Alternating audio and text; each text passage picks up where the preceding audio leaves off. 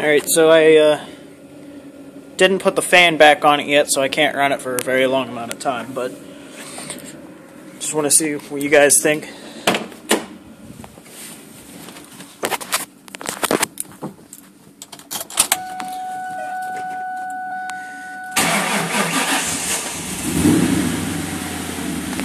Battery's still kind of dead, it's on the charger.